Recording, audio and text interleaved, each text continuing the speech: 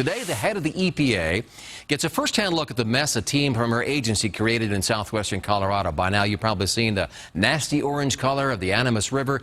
This morning, 7 News reporter Mark Stewart is there live along the banks. And Mark, you've been talking with the Colorado Attorney General, Cynthia Kaufman. We have heard from the governor, we have heard leaders from the health department and the state department of natural resources. Taking a tour today is the state attorney general, Cynthia Kaufman, and she is joining us at this early morning hour. We were talking before, I think when I think of attorney general, I think of legality, I think of responsibility and accountability. What is it that you need to find out during your tour here today?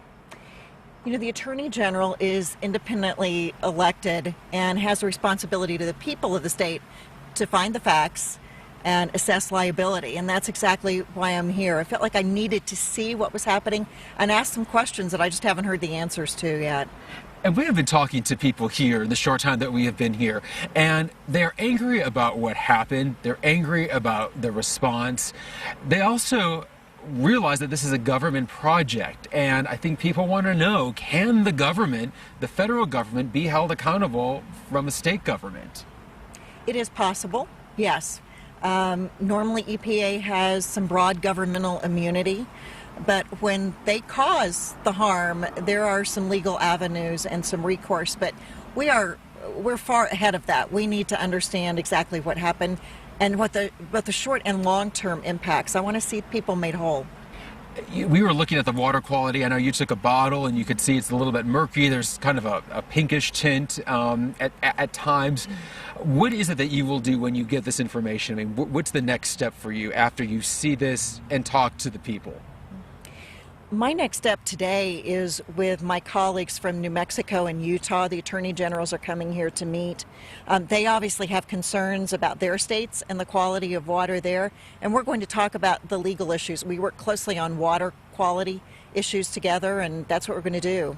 You know, water is a natural resource, but also here it's a commodity. So I assume there's other issues with that as well.